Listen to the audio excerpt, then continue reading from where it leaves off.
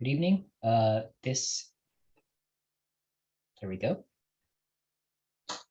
Welcome to the December 9th regular meeting of the Independent Redistricting Commission for the City of Menlo Park. This is a teleconference meeting with IRC members, city staff, and members of the public participating remotely to ensure proper social distancing during this federal, state, and local emergency. I'd like to call the meeting to order. Roll call. We have Commissioners, Vice Chair Gilmer, Commissioner Ballas, Commissioner Earhart, Commissioner Hill, Commissioner Walter present, as well as Commissioner Alternate Marquardt. So having a quorum, let's begin. And then staff present include City Clerk Judy Herron and Administrative Assistant Sarah Sandoval. City Clerk Herron, please provide instruction to the commissioners and members of the public on how the meeting is to proceed. Thank you, Chair Ariano. And thank you to all of you who waited patiently for the start of this meeting. I do apologize. We did run into some technical issues, but we're here, we're live, we're ready. At this time, I do ask that the IRC commissioners remain on screen for the duration of the meeting, engaging your own webcams and microphones. City staff and presenters will engage their webcams and microphones when making presentations or responding to any commissioners' questions. For members of the public who wish to participate in public comment, after the chair calls on the item for public comment, we ask that you engage that hand feature in the bottom of your screen. If you're calling in from a landline, you can press *9 at that time. That does conclude my introductions, and I return the meeting to the chair. Thank you. Thank you, City Clerk Herron. That brings us to item C of the agenda, public comment. Under public comment, the public may address the Independent Redistricting Commission or IRC on any subject not listed on the agenda. Speakers may address the IRC once under public comment for a limit of 3 minutes. Please clearly state your name and address or political jurisdiction in which you live. The IRC cannot act on items not listed on the agenda and therefore cannot respond to non-agenda issues brought up during public comment other than to provide general information. Sarah, do we have, or pardon me, Administrative Assistant Sandoval, do we have any members of the public who wish to provide comment this evening? Thank you, Chair Ariano. At this time, if any member of the public wishes to speak on an item not on tonight's agenda, please engage the hand feature on the bottom of your screen. If you're calling from a landline or cell phone, please press *9. I believe we have a hand up. We'll receive public comment from Pam Jones. Okay, thank you. Ms. Jones. Hi, Pam, you should be able to unmute now. Yes, I did. Thank you very much. Good evening, Chair Ariano, Vice Chair Gilmer, Commissioners, staff, and consultants. I'm Pamela Jones, a longtime resident of District 1. I first want to thank you for committing yourself to such a detailed and comprehensive process, as we are one of the few cities with an independent redistricting commission. Not to put any pressure on you, but you're an example of how citizens who are engaged in their city are able to do this nonpartisan work that is so vital to a strong democracy. That's pressure, I guess. Okay, couple of general comments. Just wanted to note that if you haven't already discussed already, reviewing some of the maps submitted in 2018, which really followed the guidelines that we have today. If you're interested and they're not available electronically, I do have hard copies. Okay, I noticed that the meeting Saturday is at the Belhaven Branch Library and is in person only. I know I've been spoiled by Zoom, but I think even more important is that 44% of the COVID cases have been here in census tract 6117, which is District 1. So I think it would have been nice to have Zoom as an option. And of course, there will be other Zoom meetings in which residents can attend. The second piece is I'm not sure how many Spanish-speaking residents are aware that an interpreter can be made available upon request. Oftentimes, meetings are just passed on word to mouth. And so that piece about interpretation, interpreters may not be in part of that information that's passed on. So again, I'd like to thank you, and I will try not to make comments at every meeting.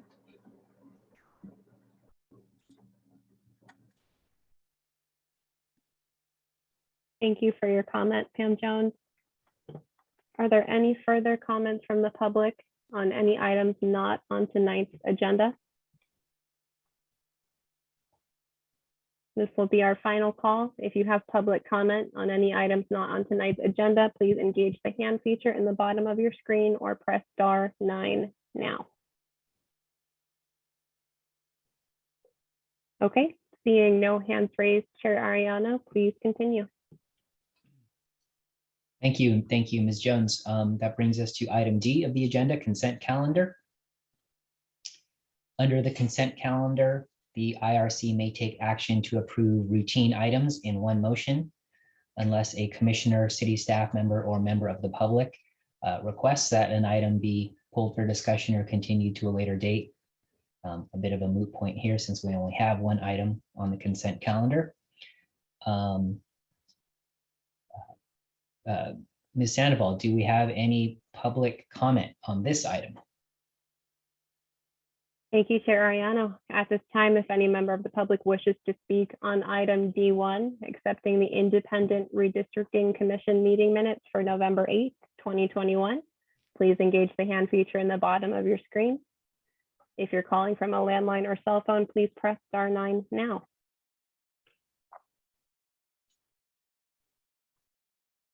This will be our final call for public comment on item D1. Seeing no hands, Chair Ariano, please continue. Okay, so do we have any commissioner discussion or questions on the consent calendar?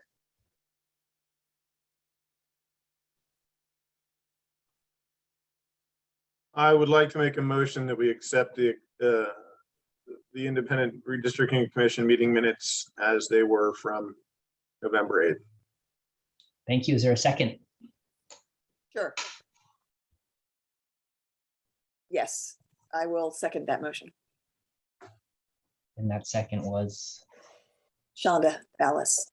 Commissioner Ballas. Ballas, sorry. Okay. City Clerk Karen, please state the motion and call for the vote. Thank you, Chair. So I have a motion on the floor by Vice Chair Gilmer and a second by Commissioner Ballas to approve the consent calendar. Any further commission discussion or questions? Seeing none, by roll call vote, Commissioner Ballas, Yes.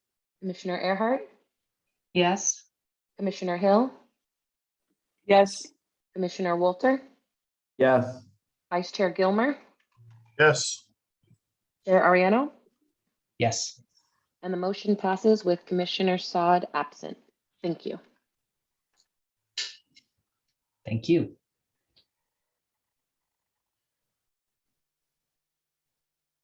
So that brings us to item E of the agenda, presentations. And we have one item under this. It's Introduction to Redistricting, Menlo Park Independent Redistricting Commission. I believe we have our consultants on the call to provide this. Yes, Chair Ariano, I can, at your discretion, I can go ahead and begin the presentation. Can I Yes. ask a question first? Yes, please go ahead. I was just curious if, and you may, this may already be a part of your presentation Mr. Sands, but will we get some background on Geo Innova Solutions and how they were selected, what the selection process was and all that sort of thing, or? Details regarding the selection process for the consultant, I will defer that to city staff. We will provide background on our process for redistricting and the information and services that we will provide to the commission. But for specifically to the selection process of the consultant, I will defer that to city staff. Okay, that'd be great. I'd be very interested in that if that's appropriate for the agenda. And through the chair, I can provide a brief update on the selection of Geo Innova before the presentation or following the presentation. Yeah, sure. City Clerk Karen, that'd be fine. If you want to briefly respond to that question. Of course. And then I can also follow this up with an email with more detail if that is the will of the commission. The city did go out for an RFP requesting demographer services back in, it was either late 2019 or it must have been 2019. We received approximately 4, maybe 5 responses. The city did conduct interviews with each of those respondents.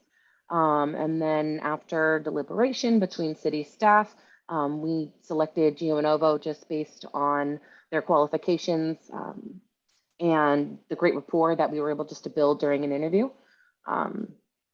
And that is how that selection happened. Following that, we have been working with Geo Innova since that agreement was put in place, not only for demographer services, but in the presentation, they'll get into a lot of the details about mapping and the tools, and they do have some of the most, you guys are gonna be so excited, just some of the most amazing mapping tools. And that was another huge plus for going with Geo Innova. And again, so that's just kind of a brief overview of that process. And again, more than happy to follow that up and give you guys some details about the RFP process, who did submit RFPs and things of that nature. So thank you. Thank you, City Clerk Karen. So I would yield the floor to our guest from Geo Innova, Mr. Alex Sands, Ms. Lucienne Musa, and Jesus Garcia, I understand. Yes, sir, Chair Ariano. So are we gonna, am I gonna follow your screen for the slides, or are we gonna share my screen to go through the slides? If you wanted to do a share screen yourself, you're more than welcome to. Okay, I'll yeah, go ahead and, I can. Yeah, I can stop do a sharing. share screen. Perfect, thank you. Okay, yeah. Okay, so I'm just going to start my screen share here.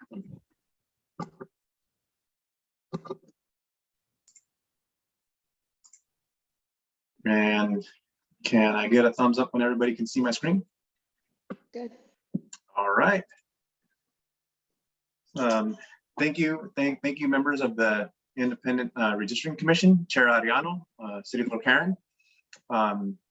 This evening, we will, Geo Innova will be providing an introduction to redistricting for the Menlo Park Redistricting Commission.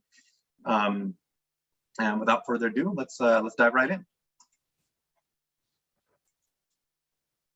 So we're going to give a brief introduction to you all, to the Geo Innova team. Lucienne Musa is the founder and CEO of Geo Innova. She's a GIS professional with over 20 years of industry experience.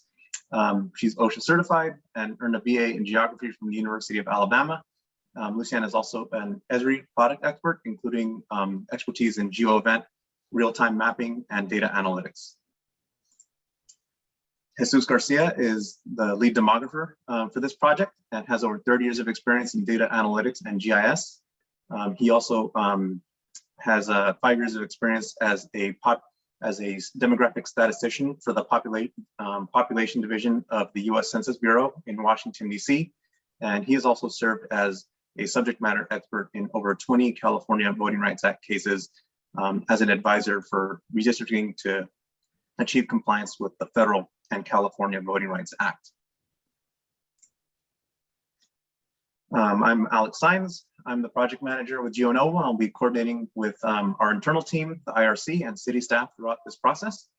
I have 13 years of experience as a GIS professional supporting single and multi-agency local government projects.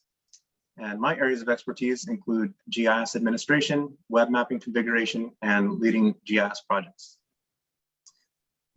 So that's a brief intro of the team. For the agenda of this presentation, the primary goal of this presentation is to inform the IRC regarding key aspects of the redistricting process. Items covered during the presentation will include mapping and demographic requirements, a review of the project schedule, and a demo of technology tools provided by GeoNova.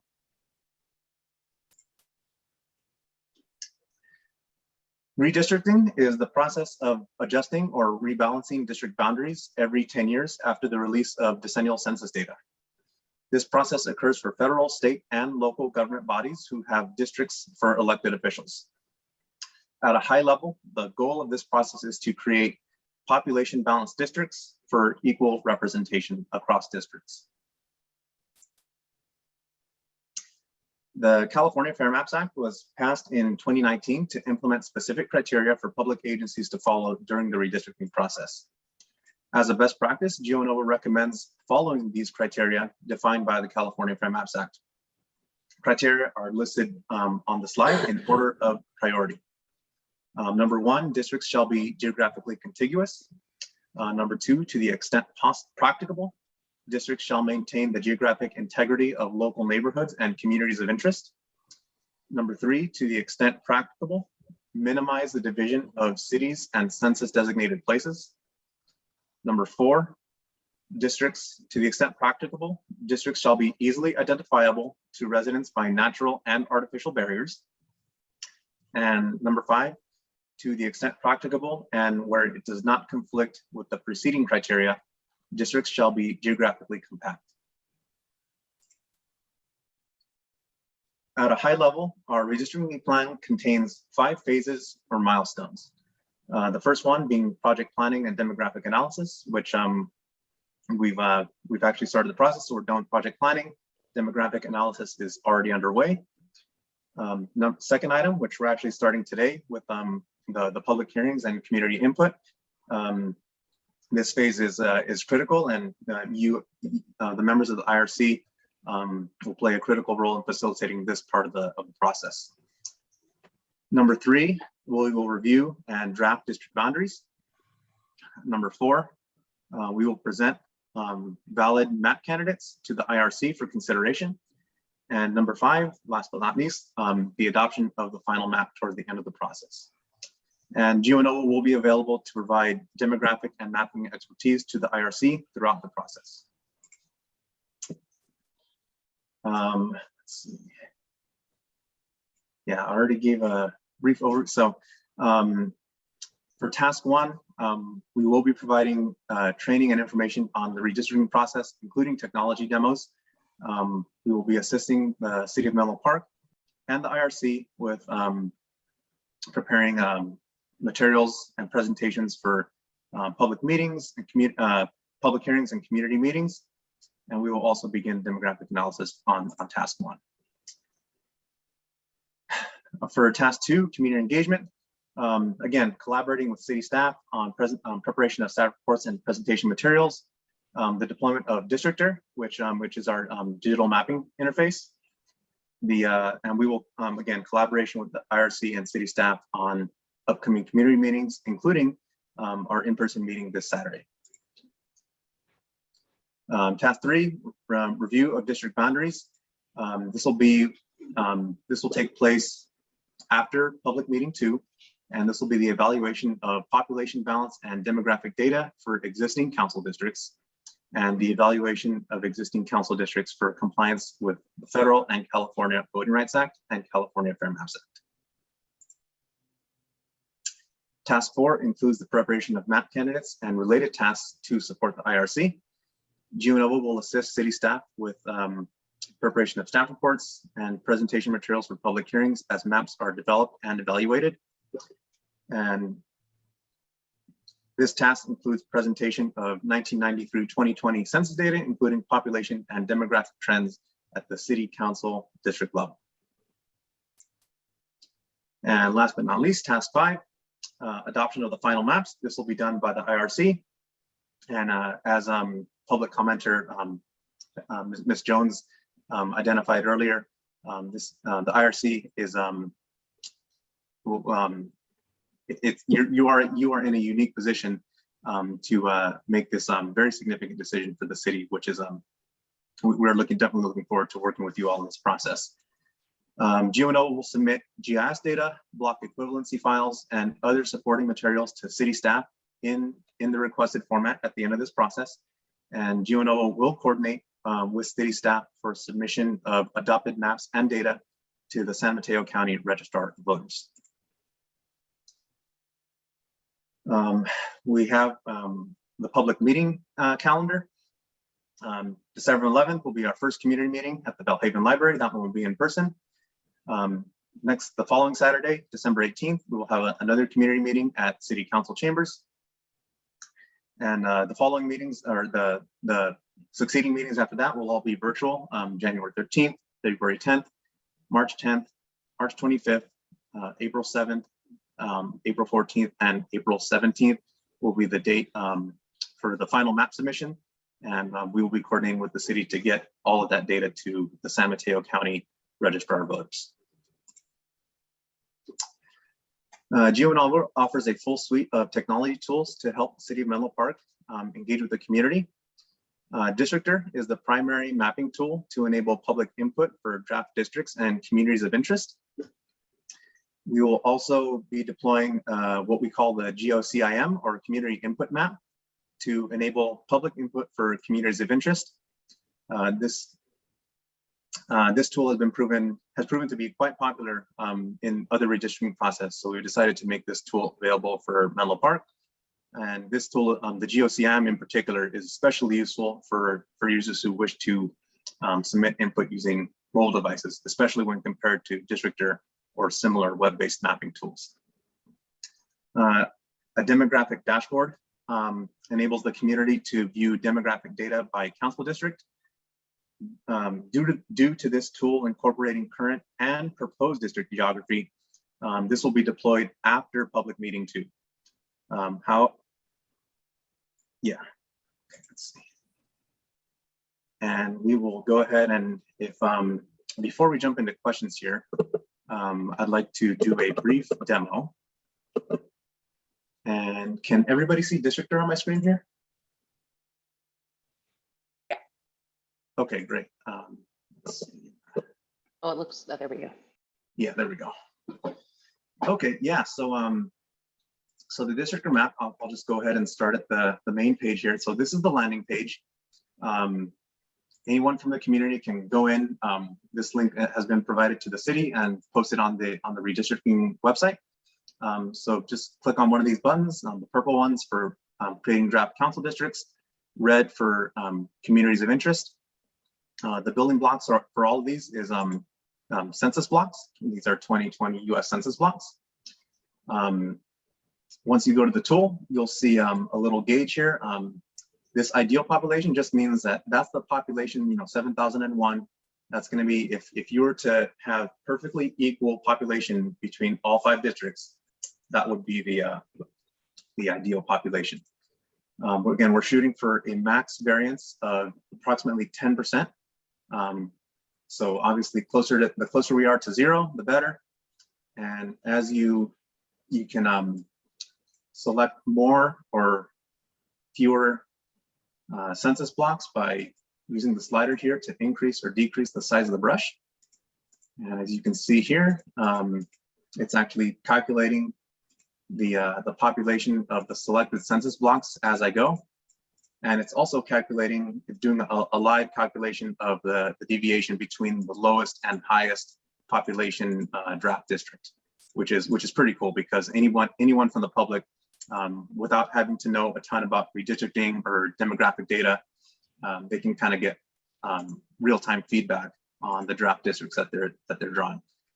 We also have this little erase tool. So say, for example, you go over here, like I did with the yellow. We can go ahead and remove some census blocks. from our selection, and you'll see the population start going back down again. We go back to the paintbrush. It'll show us our color paint again and paintbrush. There's also a couple other tabs here, data layers, which you can use to turn on different layers to provide additional geographic context. Menlo Park has a well-defined, very well-defined geographic neighborhoods. We also have some water district data. Let's see, we have the school districts, and we also have areas with multifamily parcels, which could be especially handy when constructing communities of interest. And under the evaluation tab, we have this provides a real-time feed as well of the demographic breakdown for the districts that are being drafted. So I'll go ahead and start with the green here, start drawing another one, and you'll see on row 3, the green, it'll actually start providing some statistics in real time, which is really cool. You know, again, somebody from the public who wants to draft districts and submit their public input here, they can see in real time what they're submitting, the population, stay within their variance, and all that information is available right here in a single pane. Let's see if once a draft is complete, a user can save, assign it any names. We'll just call this a test for now. December 9th. And that'll share to, you'll see that button, share to gallery. So if we go click back here, so we want to click back.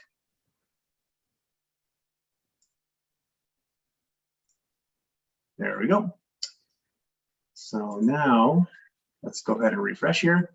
You can see the draft that I just created right here. And so we'll go ahead and just do a quick overview of community of interest. As you can see, the map interface is slightly different, and that's because for communities, this provides some additional geographic context for parks, educational institutions, public buildings, etc. Communities of interest. Again, the drawing is the exact same as the districts, only the communities are very much defined by the public in this case. There's not a fixed set of population balance parameters or demographic parameters per se. These are really at the discretion of the community. And this is really kind of the core of getting that public input at a very small scale, so that we can collect that data and also provide geographic context for that information.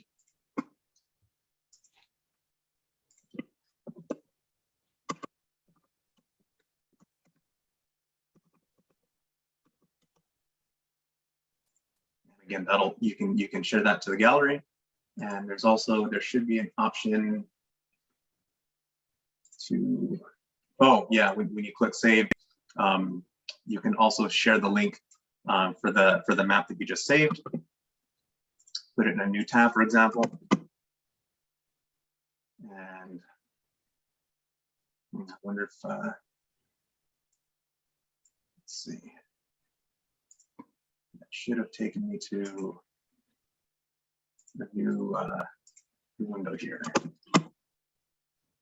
There we go. Okay, looks like you have to open up a new window, but there's the community of interest that was drawn. And yeah, anyone who draws it and submits a community of interest can do the same saving and sharing as with districts. I'll just take a couple of minutes here and provide an overview of our GeoCIM. So this is more of a survey-based tool. It's designed more for mobile devices.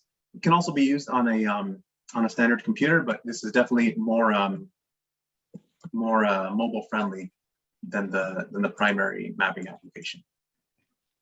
Let's see, it's control, yeah, control scroll. So let's say that we want to draw a community of interest. We can just click on this little button here, and we'll go ahead and start drawing. As you click or tap, tapping would be for a mobile device. You can draw a geographic area. If you'd like to edit, you can grab the little orange dots here and either expand or contract to change the extent of your geographic area. And if you want to say you messed up and you wanted to start over, you can always delete, click the drawing tool again and start over, which is pretty cool. It's designed to be pretty simple and user friendly. We'll say, yes, this is a community of interest. We'll call this control, type correctly, Menlo.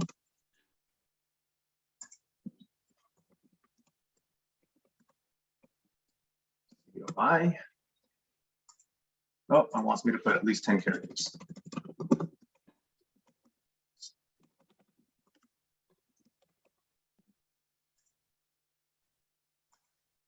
If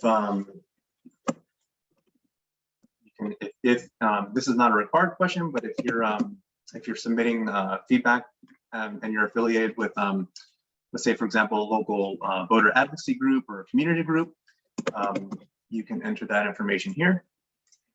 You're also allowed to enter some final comments before submitting the survey, and you also have the ability to upload images if you like. We'll go ahead and use the GeoNovo and Menlo Park logos here. And it's pretty easy. Submit. You can submit anywhere from 1 to 4 images if you like. And there you go. The tool will also be available in Spanish for those who prefer to fill out the survey in Spanish. And that concludes our technology presentation. I will go ahead and hand it back over to Chair Ariano. And open the floor for questions. Okay, thank you, Mr. Sands. So the way we typically would do this is if there are questions specific to the presentation by my fellow commissioners, go ahead and ask those now. Then we will take comments from the public. And then if there's any discussion based on the questions or based on the comments, we will bring that back to the commission. So with that, any clarifying questions from my fellow commissioners? Commissioner Ballas. Yeah, hi. Sorry, I ask a lot of questions. Great. This looks like an awesome tool. Thank you so much for that. Question is, can you, within the tool, can you compare the current situation with what is extant? So with the current, the what ifs to what exists today. So the current districts versus, let's say you come up with what you think might be a good proposal for the new redistricting. Can you get a at a glance comparison to the existing districts? Yeah, actually, we at the discretion of the commission, if you don't mind, I can show a demo that that was requested for another redistricting project, and if the independent commission would like, we can develop a similar tool for Menlo Park if you'd allow me to just do a brief screen share. I'll defer to the chair on that if we have time, et cetera, and or interest. I was just curious in terms of if the population has changed to the point where we need to change like neighborhood borders, and there's something where somebody's like, some street is going to move over one, and that it might be community input that says, hey, I want to stay in my, you know what I mean? So it'd be nice to know that we know going into public comment where we might have changed the existing district borderline. Yeah, so we have created a comparison tool for current and proposed districts. Okay. Usually proposed districts come in further along in the process, but we have received requests for other projects to build a district comparison tool, and we can do that for the Menlo Park Independent Commission if needed. So is that something outside of the current scope of your agreement with Menlo Park?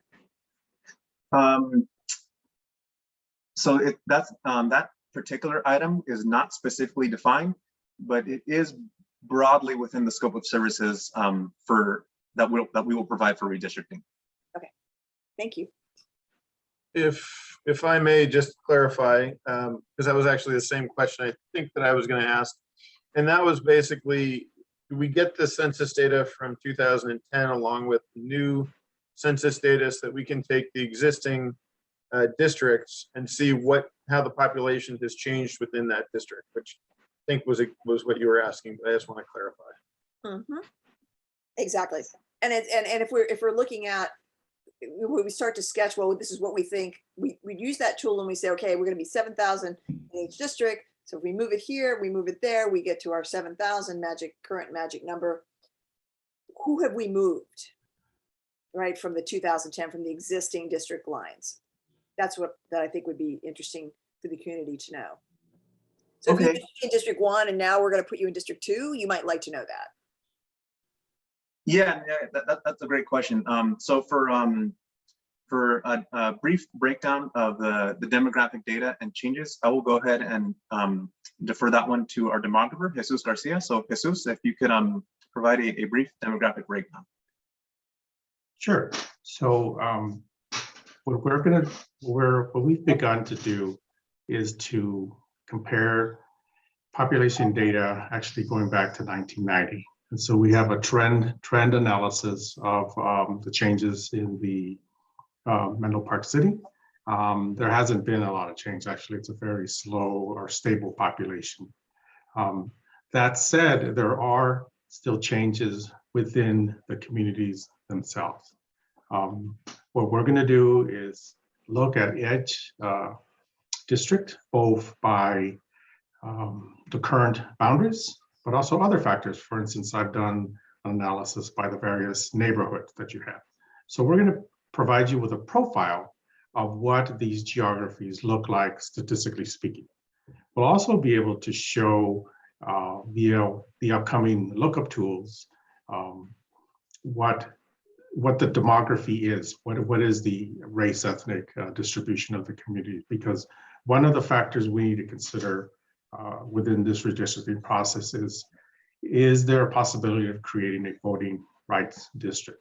And while we're following the Fair Maps Act, part of the requirement of Fair Maps Act is to see if we can create VRAs or voting right districts. So that's sort of the first process that goes on. So now regarding the collection tools, the districtor and others, what we're going to do is we're going to take a composite of all of the folks that submit either whole areas or community of interest areas. And so we'll be able to profile, for instance, let's say there's 50 people that say, hey, this little neighborhood is our community of interest. So what we'll do is we'll take all the composite of all of those drawings or maps or however and come up with an area that we define as being either this community of interest or this specific geography. So it's really a process of, it's a biofeedback process in that the community tells us what their geography is, we evaluate it, and if we can accommodate the concerns of the community, then we can go forward. Now, obviously, if we get 1,000 people that say this is our geography, but it doesn't comply with either balance or it's out of compliance, let's say with federal or state Voting Rights Act, then obviously we will let you know this is not possible. So we can't go forward on that. So it's really a process that's going to continue in some partnership with the city and with the Independent Redistricting Commission throughout the entire process. You'll be engaged. We will be able to provide you either summary reports or statistics about what's happening at any level of geography. Again, we've got the trend data for the current districts going to 2030. I've also started the process of evaluating your neighborhoods because, again, we don't have a sense of any other geography that is recognized, but you do have established neighborhoods, although those early on, and you do have defined current trustee areas. So we're beginning with those to see what do they look like And then from there, it's going to be an ongoing process to let you know.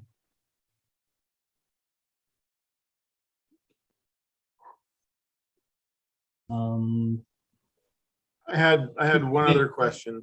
That's all right. Okay. And then I see Commissioner Earhart has her hand raised. Oh, Commissioner Earhart, go ahead, please. Now, let's just, we'll do it questions from each of us. That way we're not bouncing around. And then, so once you're finished, Vice Chair Gilmore, we'll hear questions from Commissioner Earhart. Okay, my question, and I'm actually not sure if this is directed to you or maybe the city staff. Will we get data regarding the 2020 census? For example, district by district, what was the response rate and information like that, which could indicate the accuracy of assessing the different populations in each of the areas? Is that something we'll get access to? And is that something that we're allowed to take into consideration? I can answer that question, Vice Chair Gilmore. As a former census employee, I can tell you that the results are the results. In the 240 years of the census, they have not changed. The state of California did a fairly good job at promoting the census, spent over $180 million. There were many, many community groups that were engaged in participation of the census.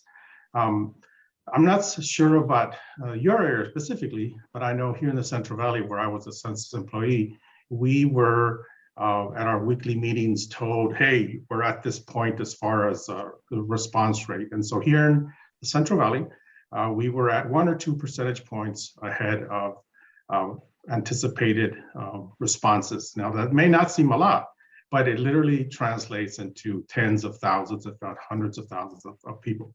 That said, the Bay Area, in particular, San Francisco, Oakland, that entire area, and particularly where Menlo Park is, had some of the highest response rates probably in the country. So the communities there in the Bay Area were very responsive to the census. Now, again, not everybody replied. People move, people die. What occurs, and I can talk for days on this, but I won't. What the census does is they do what's called a post-enumeration survey, and they go back and they try to identify any errors or any inconsistencies.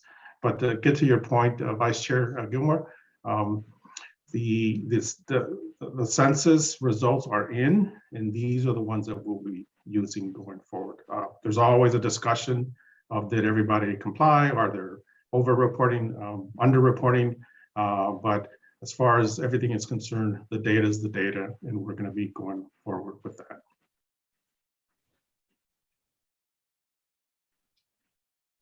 Thank you, Mr. Garcia. Commissioner Earhart, question, please. Yes, thank you.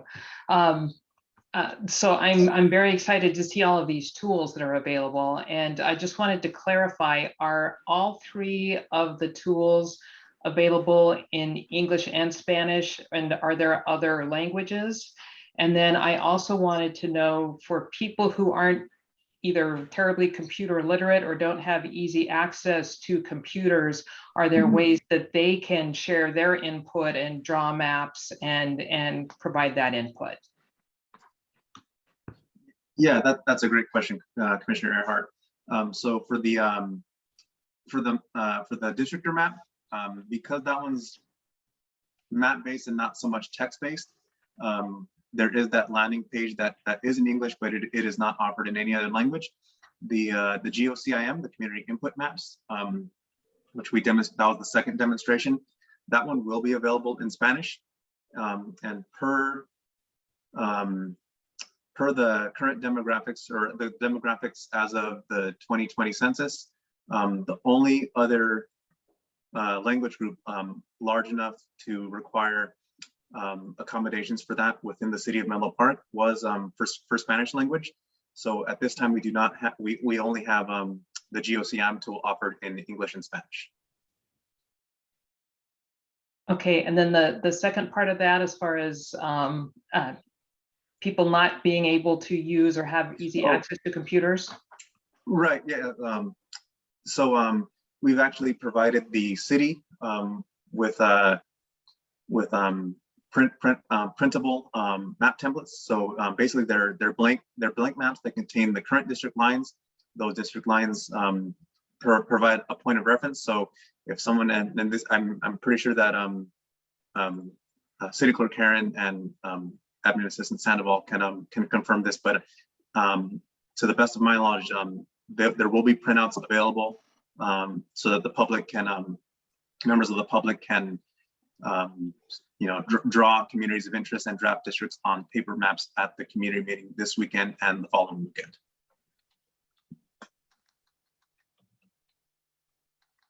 Through the chair, if I can just follow up on that, we will also make those templates available at any open city facility.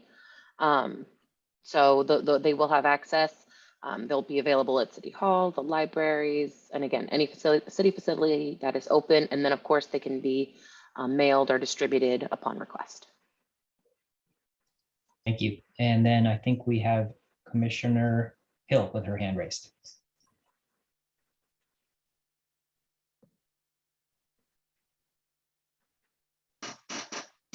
Hi, thank you very much for this presentation. It is exciting to think we can draw some proposed districts and get the data immediately. I'm wondering more generally, how will we come to understand the problem that we are trying to solve? So the specifics of why we need to change a given district, or what it is that we're trying to correct, how the demographics have changed, or if it's the number of people who've changed. It seems as though there would be a lot of moving parts. And so just wondering how we'll get our hands around that definition of the problem. Yeah, so is there something specific about the demographic considerations that you'd like more information about? Or I just want to make sure that I'm answering your question correctly. Oh, I'll rephrase the question. It's kind of high level. Okay. How will we as commissioners understand all the things we're trying to fix by redistricting? So I'm guessing that the census rendered our current districts as they're drawn unsuitable and they're out of line with the law. But there are probably a lot of different reasons why that's happened. And so what I'm wondering is how will we know which problems we're trying to solve? And I guess more importantly, how will we come to see that they've been fixed? Alex, I can try some of that. Sure, yeah, I'll go ahead, yeah. Okay, so it's actually the census has, Commissioner Hill, the census has a special data set. It's called the PL 94-171 redistricting data set.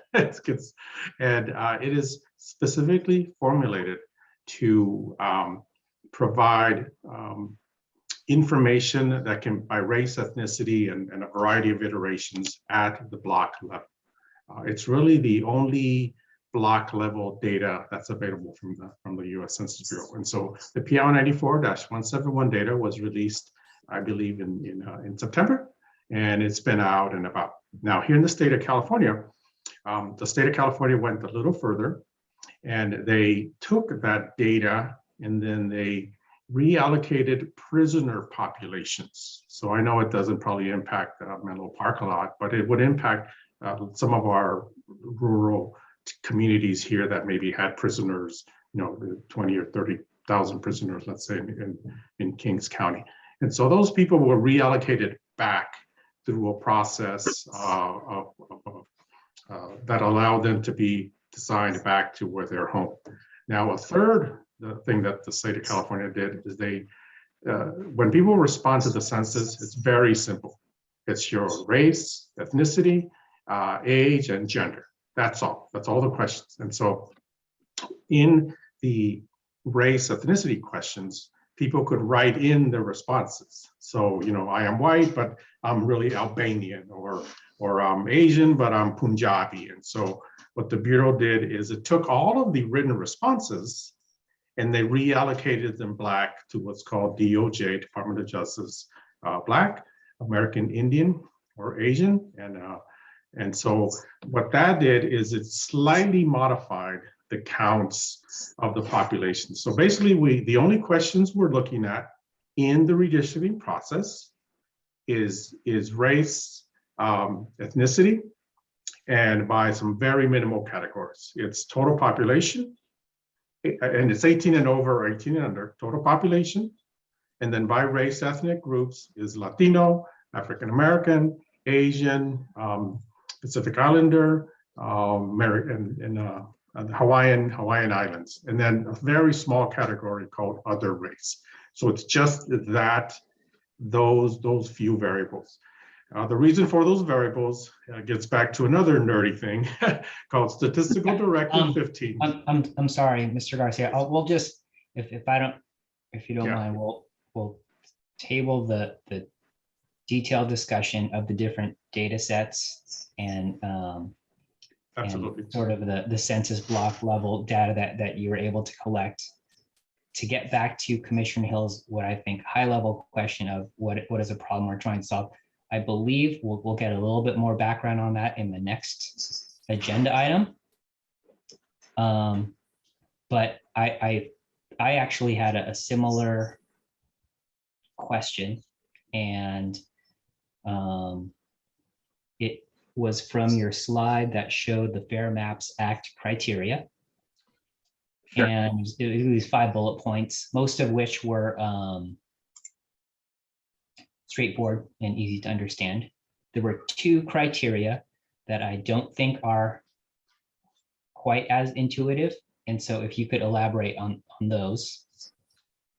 The first is, what is a community of interest? And the second was, what does it mean to be geographically compact? Sure, that's a great questions, Chair Ariano.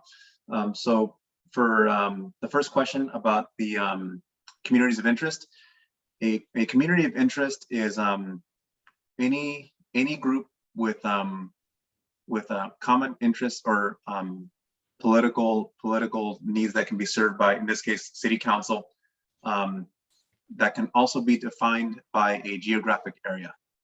So it could be something as basic as a language group. So let's say, we have that there's a certain neighborhood or two in Menlo Park that has a very high or a very strong say Spanish speaking community, or very strong Asian or African American community.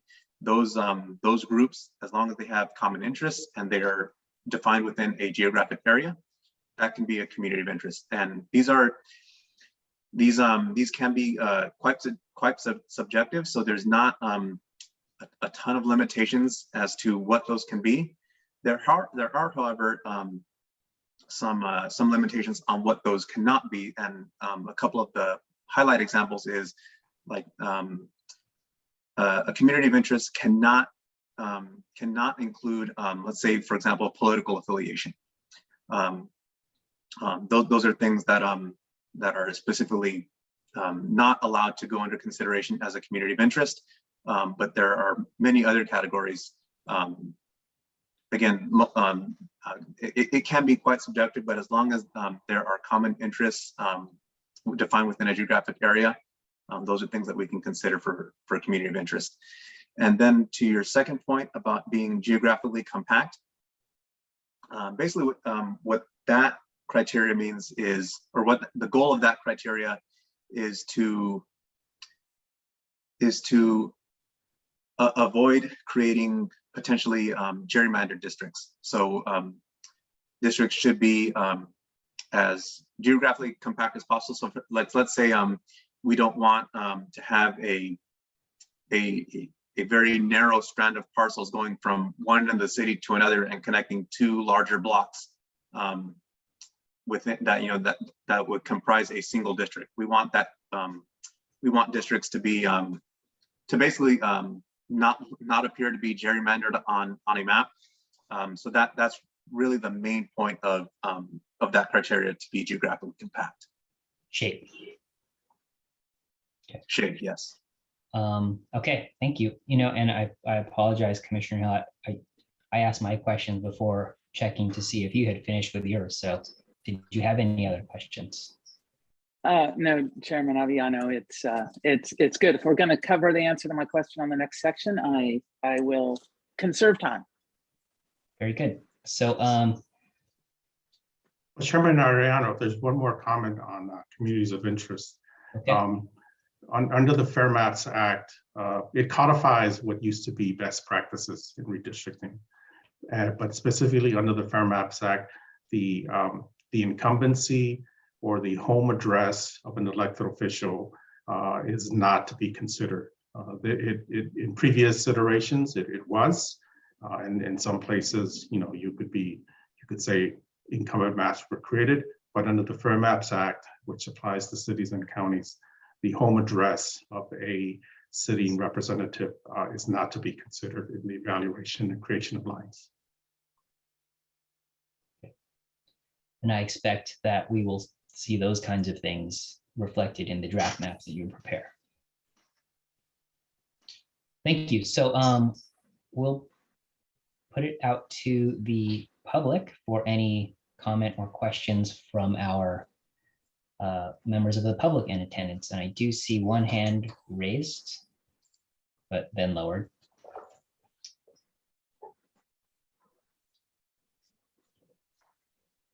And raised again. So at this time, if any member of the can you public take the wishes, wheel?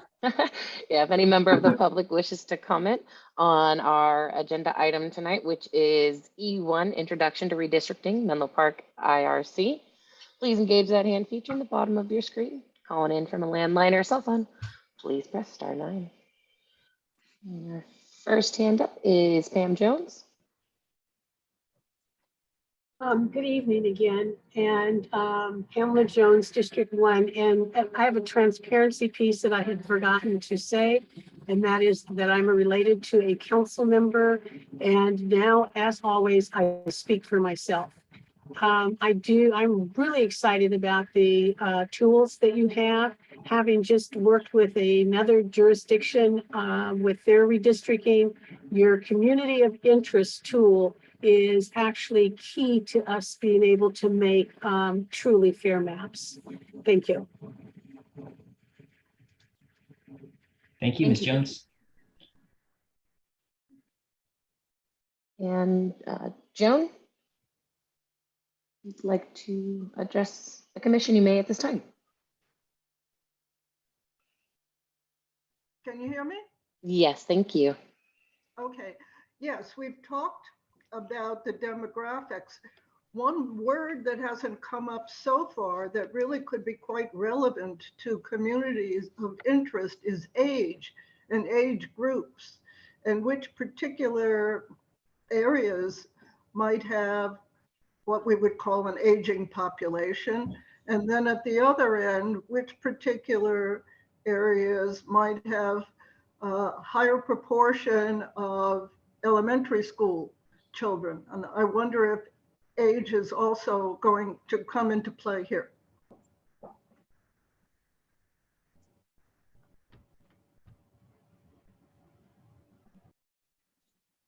Thank you for your comment. So this will be the final call for public comment on item E1. Seeing no further hands raised, I return the meeting to the chair. Thank you, City Clerk Karen. So either Mr. Sands or Mr. Garcia, can either of you respond to the question by Ms. Skurnick regarding age as a criteria in drawing our maps? Age is actually a very good component of communities of interest. If we have a particular area that has an aging population, obviously that would be considered a community of interest, the same with children. However, the data itself does not contain age, but it will be based on the census statistics as they were made available. But definitely we would encourage various groups to create their communities of interest. So definitely this sounds like one that's very important for us there. Very good, thank you. With that, is there any further discussion by the commission on this presentation?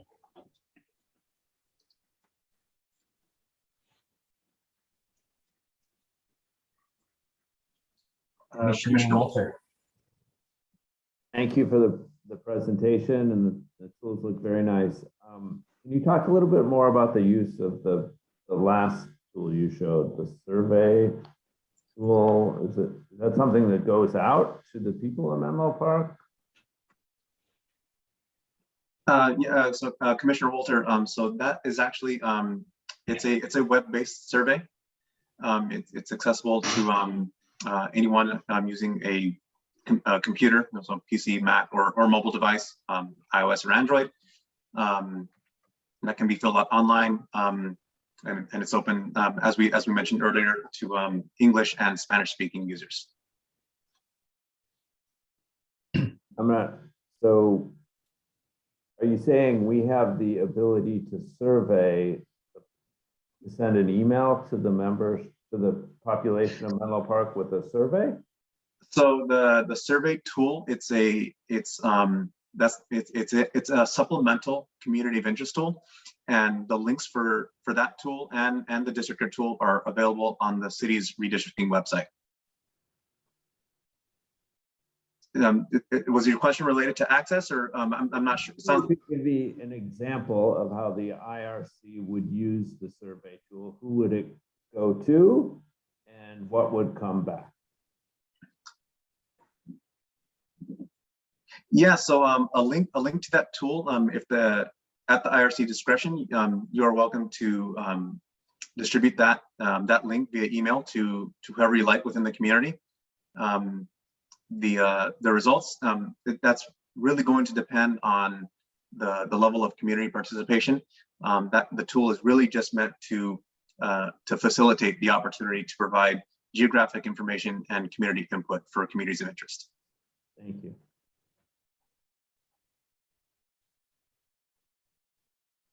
And again, like I mentioned before, the links for those tools are also available on the city's redistricting website. Thank you. Any further comments or discussion from the commission on this item?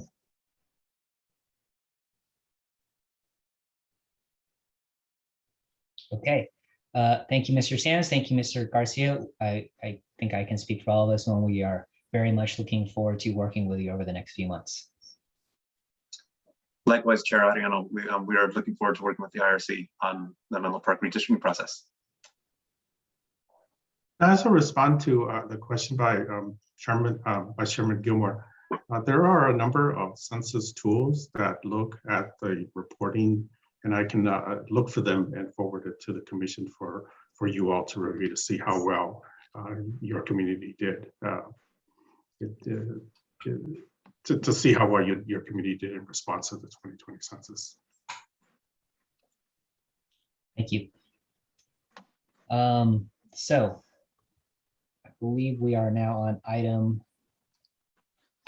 F, informational items, redistricting overview. And I believe that is City Clerk Karen.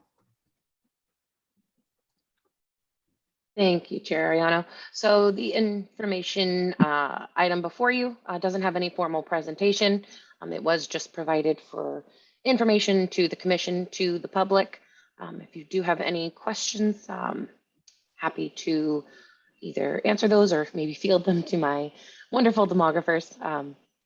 And through the chair, we can either take public comment or go to commissioner questions first.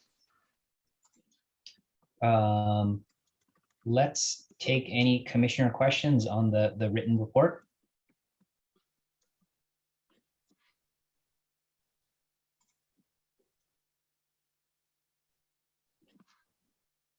Seeing none, any public comment on the written report?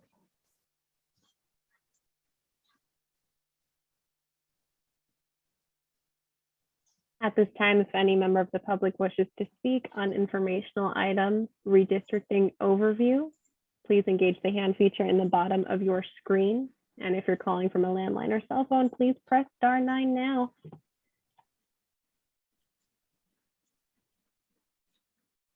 Okay, seeing no hands raised, Chair Ariano, please continue. Thank you. So now I feel bad for baiting and switching Commissioner Hill's comments on the previous item. I actually think that the report provides a good outline of what, or first of how we got here as the city and as the IRC. But there's also a good discussion of, to use your term, the problem we were trying to solve, which I think is probably, looks like it's items 12 through 14, 12 through 15, sort of those are our marching orders. I will have to, yes, go ahead. So the marching orders, yeah, those are very well spelled out, and that's helpful. What I'm wondering is, let me put it another way. Why can't we stick with the districts we have? Sure. I know we can't, but my question is, what's wrong with the districts specifically in detail? Do we have too much of something or too little of something, or the numbers wrong? And I just need, just wondering about a summary of that detail so that we know what we're trying to fix. Sure. So, Mr. Sands, if you would like to respond, and I got a comment on that as well. Sure, Chair Ariano. So the main goal of redistricting, and the main reason that the city would not be able to use the current districts and just re-adopt those lines would be due to population changes, specifically the balance of population within each district. We have noticed, and Jesus can provide additional detail if you like, but we have noticed faster growth in some areas than others, which would result in a population imbalance. That is going to be the core issue, in addition to, as Jesus mentioned earlier, if there is a possibility based on demographic changes to create a VRA, Voting Rights Act district, that would be another reason to change the existing lines. And will there be a summary of exactly what's wrong, exactly what's off, and then what we would need to get to by specific numbers or details of the ethnic balance is wrong here, or district X has 10,000 extra people, that type of thing? Sure. Oh, Jesus, did you want to take that one? Sure. Yes, Commissioner Hill. What we're going to be doing is the process of reviewing the lines as is. And so the first effort is going to see, what do the lines look like now? Are they off balance? Are they within balance? And if they're technically a high or low of 10% or less, then for all intents and purposes, the commission here could just adopt those lines, and we could continue. But however, we literally, think of it like when you take your car, to the mechanic. They go through a series of checks, the electronics and maybe the windshield fluid, if it's an electric car, is the battery still working? And so that's the process we're going through here. We're going to go through the data and then compare that data to the districts that we have, the 5 districts, and then compare to see, are we off or are we under the 10 percentage points? And then we're going to see, is there enough of a population of a race or ethnic protected group that would move us to try to create a VRA district? And we'll be able to tell you, whether we can or whether we can't. So it's sort of literally these checks that we do. You take your car to the Honda dealer, and is the battery working? Is the light working? Is the windshield? Do they need to be replaced? So that's the process that we're going through. And at this point, as I mentioned, the county, the Bay Area in general, does not have a lot of change in its population. So for all intents and purposes, we may not even have to change the lines, but we do have to go through this process. It's a requirement of state law that we do this. And again, this is an open and transparent process. And so we want to make sure everybody is aware of what we do everywhere along the lines. And so that's part of what we're doing here.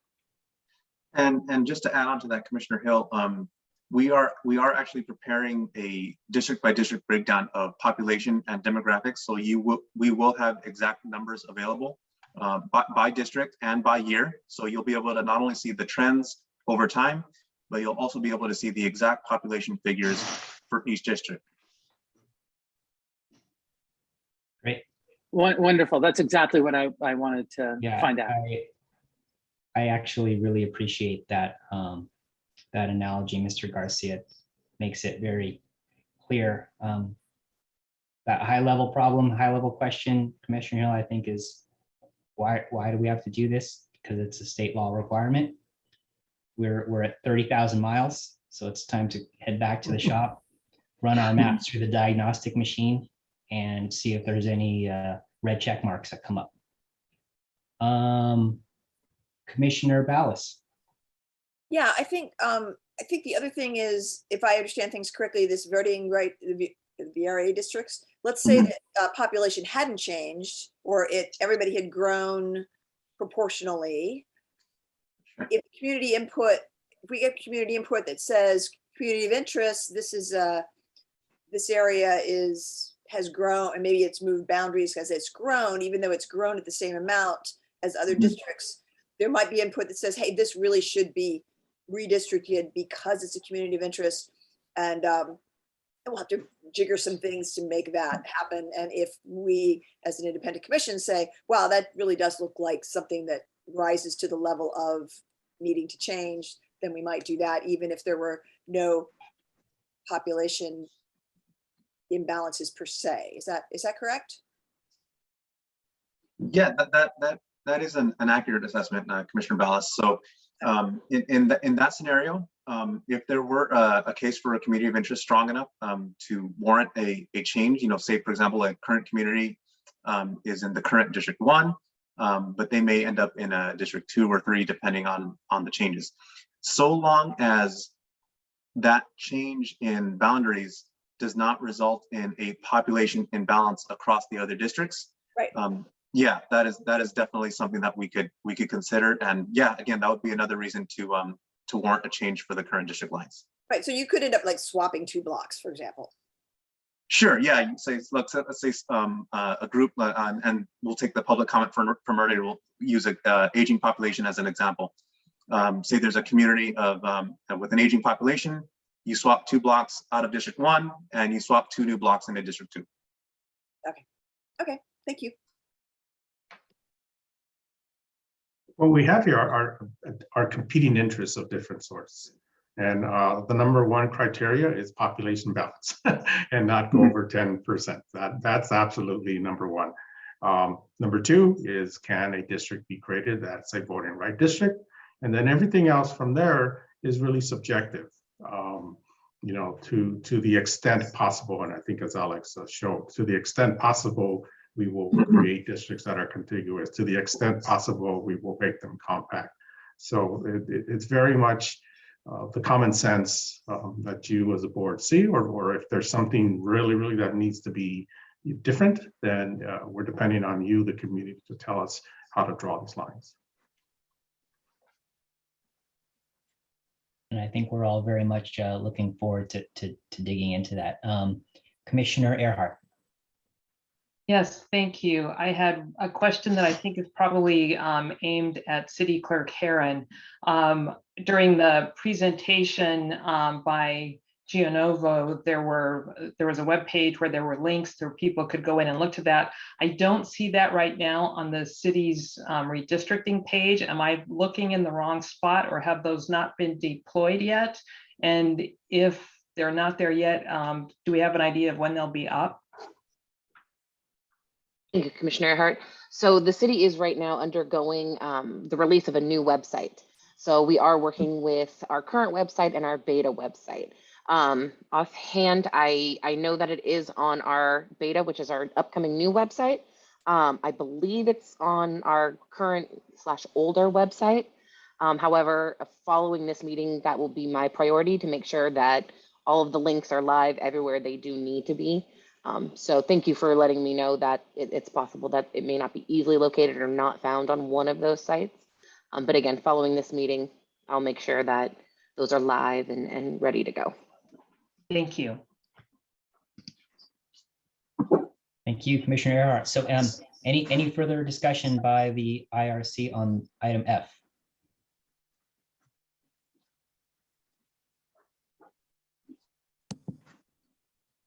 Commissioner Ballas. This may be moving on to a different topic, but are there plans to publicize the availability of the community of interest tool to the community? And if so, not even sure who that question is addressed to. Judy or City? Thank you, Commissioner Ballas.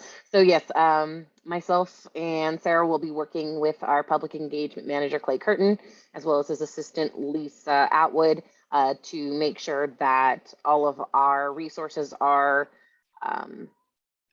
used to get this out to the public. The benefit of having the in-person meeting this Saturday and the following Saturday is to try and tag people who may not have access electronically. But again, we do plan on having a very robust engagement process, trying to get this out in every way, shape, and form, whether it's mailers, emails, blogs, social media, things like that.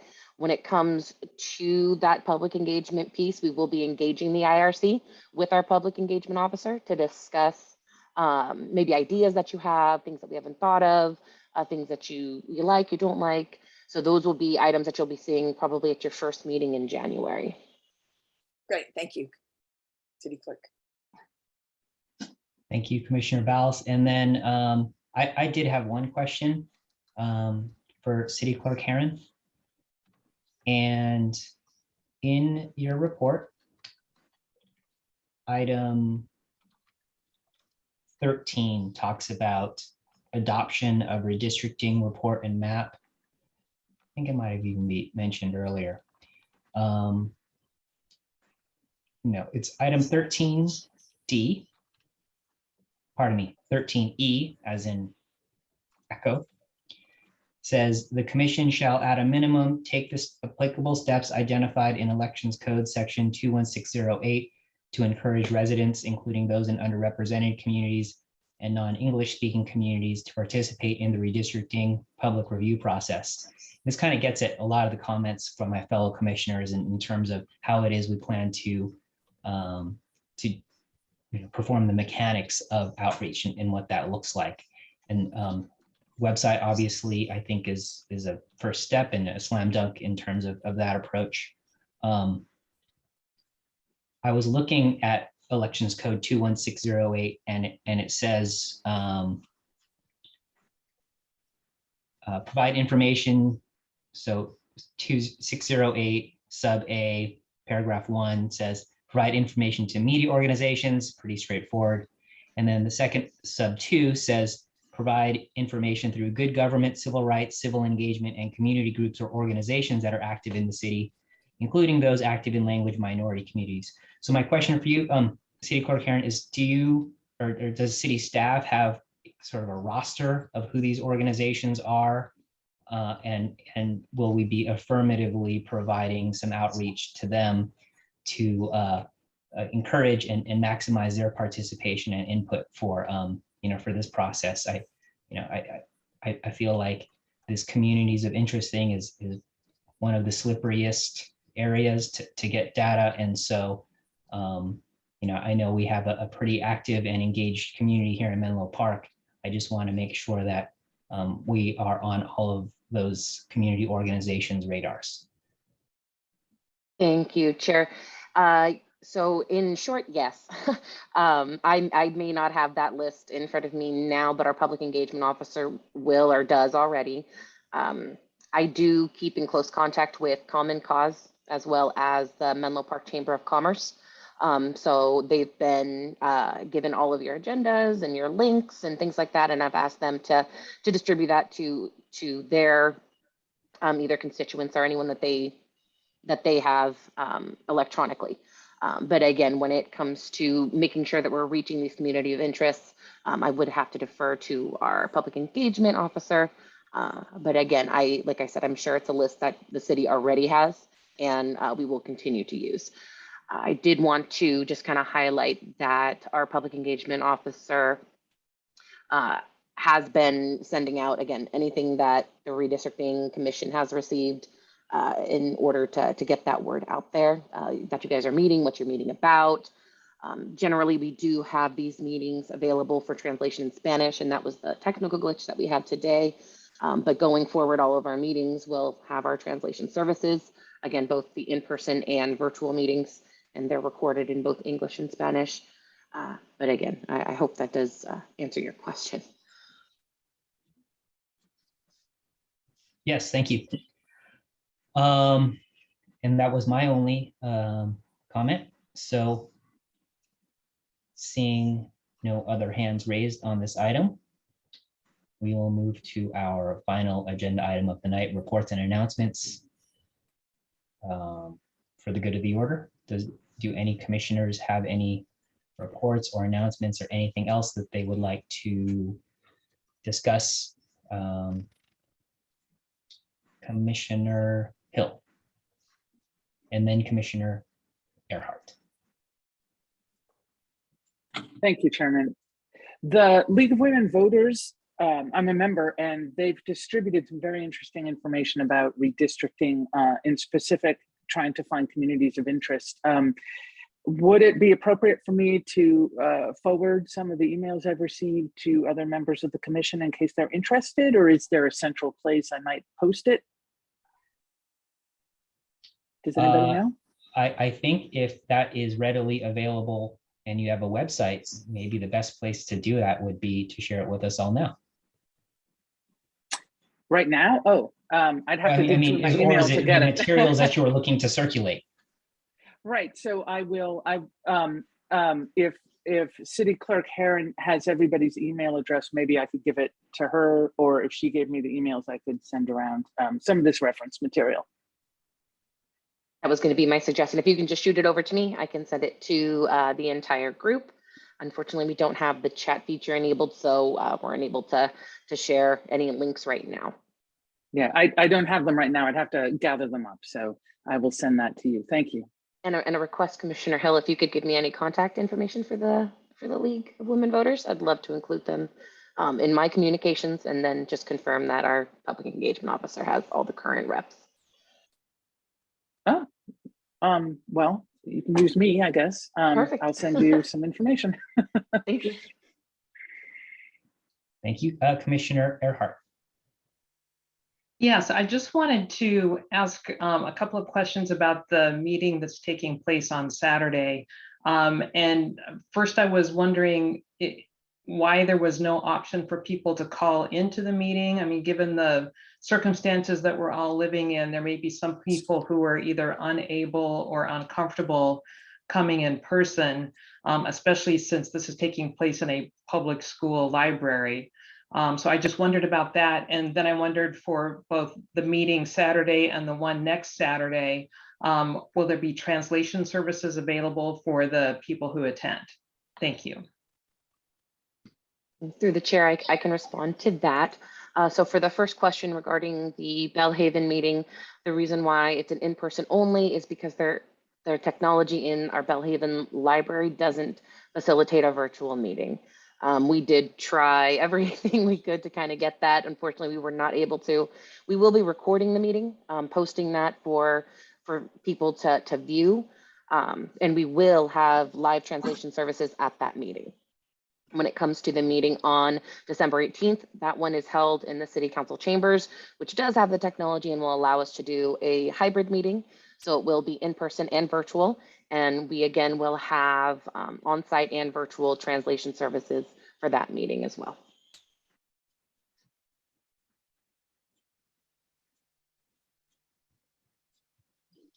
any other commissioners with reports or announcements?